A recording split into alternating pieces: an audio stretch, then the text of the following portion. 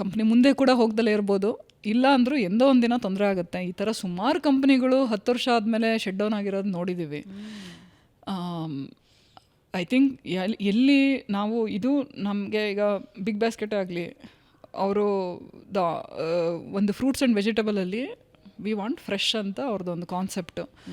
I think ಎಷ್ಟು the pain that the take to educate farmers ಇರ್ಬೋದು, ಅವ್ರ ಫಾರ್ಮರ್ಸ್ಗೆ ಏನೇನು ಮಾಡ್ಬೋದು. ಈಗ ಆರ್ಗ್ಯಾನಿಕ್ ಅಂದಾಗ ಅವರು ಎಲ್ಲದನ್ನೂ ಅವ್ರಿಗೆ ಸ್ಯಾಂಡ್ ಟೆಸ್ಟಿಂದ ಹಿಡಿದು ಎಲ್ಲ ಹೆಲ್ಪ್ ಮಾಡಿದ್ದಾರೆ ಫೀಲ್ಡಲ್ಲಿ ಹೋಗಿ.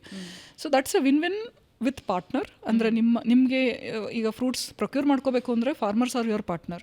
Correct. Customer is also your partner. ಕಸ್ಟಮರ್ಸ್ಗೆ ಆರ್ಗ್ಯಾನಿಕ್ ಅಂದ್ಬಿಟ್ಟು ಬೇರೆ ಏನೋ ಕೊಟ್ಟಾಗ ಅದು ಸರಿ ಹೋಗಲ್ಲ. ಇವತ್ತಿಲ್ಲ ಅಂದರೂ ಇನ್ನೊಂದು 10 ವರ್ಷದಲ್ಲಿ ಆದರೂ ಹೊಡ್ತಾ ತಿಂತಾರೆ. ಸೊ ಐ ಥಿಂಕ್ ಆ ಒಂದು ಮೈಂಡ್ಸೆಟ್ ಏನಿದೆ, ಐ ಥಿಂಕ್ ಕ್ವಿಕ್ ಮನಿ ಅಂತ ಎಲ್ಲೂ ಇಲ್ಲ. ನೋ ಕ್ವಿಕ್ ಮನಿ, ನೋ ಇನ್ಸ್ಟೆಂಟ್. ಫ್ಲಿಪ್ ಮಾಡಿ ದುಡ್ಡು ಮಾಡ್ಕೋಬೋದು. 2 ವರ್ಷದಲ್ಲಿ ಏನೋ ಒಂದು ಕಂಪ್ನಿ ಮಾಡಿ ಯಾರಿಗೋ ಮೋಸ ಮಾಡಿ ಒಂದಿಷ್ಟು ದುಡ್ಡು ಮಾಡ್ಕೋಬೋದು. ಬಿಟ್ಟರೆ ಅದು ಆಂಟ್ರಪ್ರನರಿಯಲ್ ಜರ್ನಿ ಆಗೋದಿಲ್ಲ. It's A trading, right?